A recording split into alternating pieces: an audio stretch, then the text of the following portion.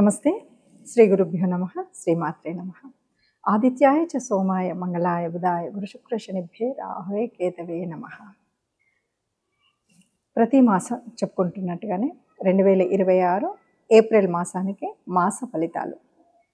ప్రతి మాసంలో మనం మాస ఫలితాలు చెప్పుకోవాలా అంటే అవును, మొన్ననే ఉగాది సంవత్సర ఫలితాలు చెప్పుకున్నాం.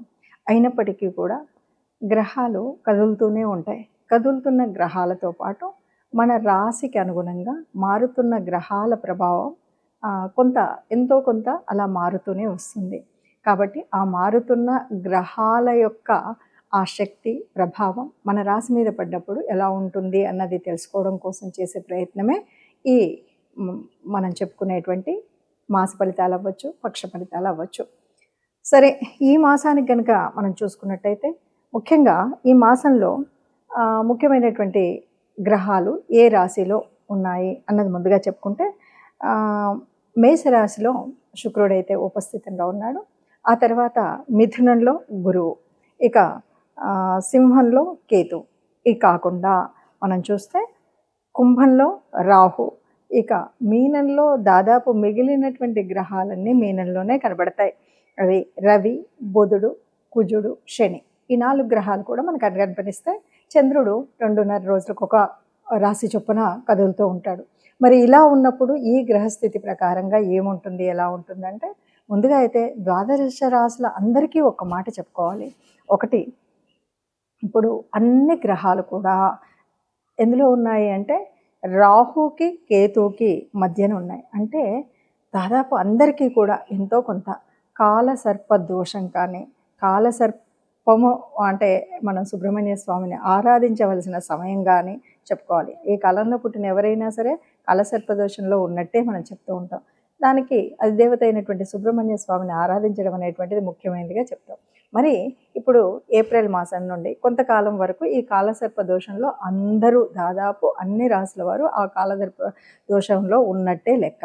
కాబట్టి వీలైనంత వరకు ఒక ముందు జాగ్రత్తగా వీలైనంత వరకు ఎక్కడైనా సరే సుబ్రహ్మణ్య స్వామి ఆరాధన, సుబ్రహ్మణ్య స్వామి దేవాలయాలను దర్శించడం, అర్చించడం అనేటువంటిది ముఖ్యమైన కార్యంగా చేసుకుంటూ, మరి ఈ మాసం 2026 ఏప్రిల్ మాసానికి అసలు ఈ మాస ఫలితాలు ఎలా ఉన్నాయో తెలుసుకుందాం. తదుపరి రాశి కుంభరాశి. కుంభరాశి వాళ్ళు అనగానే మనకు మొట్టమొదటిగా గుర్తొచ్చేది ఏలినాటి శని. సరే, 1లో రాహు ఉన్నాడు, 2లో రవి, బుధ, కుజ, శని ఉన్నాడు, 3లో శుక్రుడు ఉన్నాడు, 5లో గురువు, 7లో కేతువు. ఇలా ఉన్నది.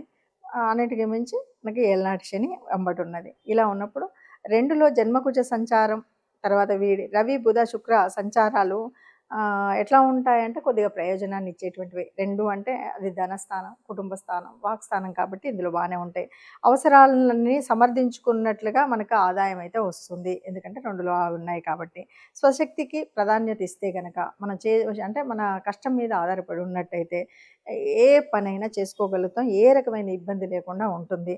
వృత్తి ఉద్యోగాల్లో ఇబ్బందులు ఉంటాయి, కానీ అవి అధిగమించుకోగలిగేటువంటి శక్తి సామర్థ్యం మీకు ఉంటుంది ఈ నెలలో.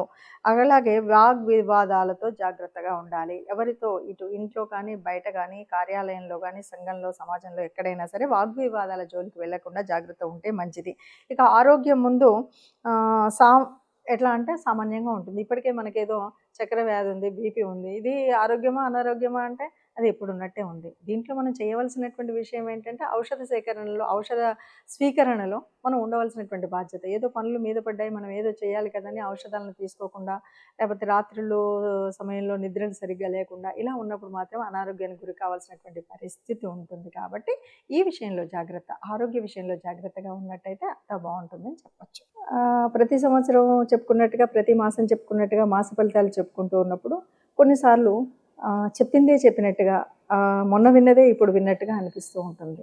దానికి కారణం ఏంటంటే అన్ని గ్రహాలు తిరగవు కదా. కొన్ని గ్రహాలు మాత్రమే కదలిక ఉంటాయి. ఆ గ్రహాలు వాటి యొక్క భావం అనేటువంటిది, ప్రభావం అనేది అన్నింటి మీద ఒకలా ఉండదు. ఇంకొకటి ఏంటంటే దాదాపుగా మనకు ఈ కనిపిస్తున్నటువంటి ఈ తిరుగుతున్నటువంటి సమయంలో కనిపించేటువంటి గ్రహాల స్థితి ఒకవైపు ఉంటే, జన్మజాతకంలో ఉన్నటువంటి మన కుండల్ని బట్టి ఉండేటువంటి గ్రహాల స్థితి వేరుగా ఉంటుంది.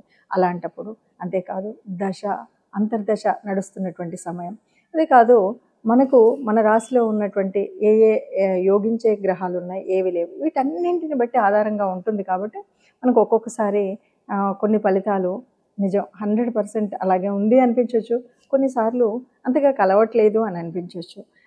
వీటన్నింటికి మనకు ప్రత్యేకంగా కావాలి అన్నప్పుడు మాత్రం ప్రత్యేకంగా జన్మకుండలి ద్వారా మనం తెలుసుకోవడం అనేటువంటిది ఉత్తమమైనటువంటి పద్ధతి. అయితే సహజంగా మామూలుగా మనం ఏప్రిల్ మాసానికి ఏదో చిన్న చిన్న పనులు చేసుకోవచ్చు అన్నప్పుడు దీన్ని చూసుకుంటే గోచార రీత్యా ఎలా ఉందో తెలుసుకుంటే సరిపోతుంది. ఇక మరి ఇలా తెలుసుకున్నా, ఏం చేసినా, ఏదైనా సరే దేవత అనుగ్రహం ఉండాలి. అలాగే గ్రహాల యొక్క అనుకూలత లేనప్పుడు ఆ గ్రహాలు మనకు అనుకూలించే విధంగా గ్రహాల యొక్క ప్రార్థన కూడా ఉండాలి. మరి అలాగా మనకిప్పుడు ఏ దేవత ఆరాధన ముఖ్యంగా ఉంటుంది అంటే చైత్రమాసము, వైశాఖ మాసం వరకు కూడా మనం ముఖ్యంగా రాముణ్ణి, హనుమంతుడిని అంటే విష్ణు సంబంధిత దేవతల్ని కొలవడం అనేటువంటిది ఒక పద్ధతి. ముఖ్యంగా మనకి ఈ ఏప్రిల్ మాసము అంటే మనకు వచ్చేటువంటిది ఎలా ఉంటుందంటే చైత్ర వైశాఖాల కలిమిడిగా ఉంటుంది. కాబట్టి మనము ఆ దేవదేవుడు ఓ అవతారమూర్తి రాముడు ధర్మస్వరూపుడు కాబట్టి రామావతారాన్ని, ఇంకొక విషయం ఏంటంటే మనం చైత్రమాసం అంతా కూడా రామోత్సవాలు చేసుకుంటాం. వైశాఖం వచ్చేసరికి సీతానవమి చేసుకుంటాం. అంటే ఈ రెంటి మధ్యలో ఉన్నటువంటి ఆ ప్రకృతి పరమాత్మ తత్వాన్ని మనం పూజ చేస్తాం కాబట్టి ఆదిపురుషుల్లాగా మనకు మార్గదర్శనం చేసినటువంటి ఆ శ్రీరామచంద్రుడు యొక్క ఆరాధన, లేకపోతే ఆ శ్రీరామచంద్రుడి గుణగణాలని తెలుసుకుంటూ మనం ఆచరించేటువంటి ప్రయత్నం చేసినట్టయితే సకల విజయాలు కలుగుతాయనే చెప్పొచ్చు. సరే, ఏదేమన్నా మనకి కొంతగా మనం చెప్పుకున్నటువంటి రాహు కేతుల మధ్యలో ఉంది కాబట్టి దీనివల్ల పొందేటువంటి దుష్ఫలితాలు ఉండకూడదు కాబట్టి అలాగే సుబ్రహ్మణ్య స్వామి ఆరాధన కూడా చేయడం మంచిది. ఇవన్నీ కాదండి, సుబ్రహ్మణ్య స్వామి, ఇటు రాముడు, ఇవన్నీ మళ్ళీ ఇష్టదేవత ఇన్ని రకాలు అంటారు కాబట్టి అని అంటే కనుక హాయిగా వారం వారం నవగ్రహ మండపానికి వెళితే ఏ రకమైనటువంటి కష్టం లేకుండా హాయిగా ఉంటాం. అన్నిటికీ మించి సర్వదేవతా నిలయమైనటువంటి గోమాత ఉంటుంది కాబట్టి గోగ్రాసం ఇవ్వడం లాంటివి, లేకపోతే బీద బిక్కి ఉన్నప్పుడు దానం చేయడం అనేటువంటి వాటిలలో ఏది మనకు వీలనిపిస్తే, ఏది సులువు అనిపిస్తే దాన్ని పద్ధతిని పాటించినట్టయితే ఎంత గ్రహాల యొక్క కలయిక కానీ, గ్రహాల యొక్క తీరు ఎలా ఉన్నా మనకి ఏ ఇబ్బంది కలగకుండా హాయిగా శుభంగా మనం బయటికి రాగలిగేటువంటి పరిస్థితి ఉంటుంది. అలా ఉండాలి. అందరూ అంతే ఆనందంగా ఉండాలి, అందులో మనం కూడా ఉండాలి ఆశించేటువంటి ఒక గొప్పనైనటువంటి సనాతన ధర్మంలో ఉన్నటువంటి వాళ్ళం. మనం మాత్రమే చూసుకునేటువంటి ఈ జ్యోతిష్యము, జాతకము అనేటువంటి దీంట్లో ఇది చక్కని ఒక వైజ్ఞానిక శాస్త్రం. దీంట్లో అనేక రకాలైన రుజువు సాక్ష్యాలతో నిరూపించబడినటువంటి శాస్త్రం కాబట్టి ఇందులో తప్పనిసరిగా మనం కనుక అనుకున్నది అనుకున్నట్టుగా నిజంగా మన తిథి వార నక్షత్రాలు సరిగ్గా ఉన్నాయి అని చూసుకున్నప్పుడు తప్పనిసరిగా మనకు మార్గదర్శనం చేసేటువంటి శాస్త్రం ఇది కనుక ఇప్పుడు మనం చూసుకున్నటువంటి దాంట్లో సంతృప్తి కనుక చెందకపోతే తప్పనిసరిగా మీరు మీ జన్మ జాతకాన్ని ఎవరైనా నిపుణులైనటువంటి పండితుల చేత లేదా జ్యోతిష నిపుణుల చేత చూయించుకొని మీ యొక్క ఈ సంవత్సర కాలానికి అనువుగా ఉండే రకంగా మీరు మార్గదర్శనం చేయించుకోవచ్చు. శుభం.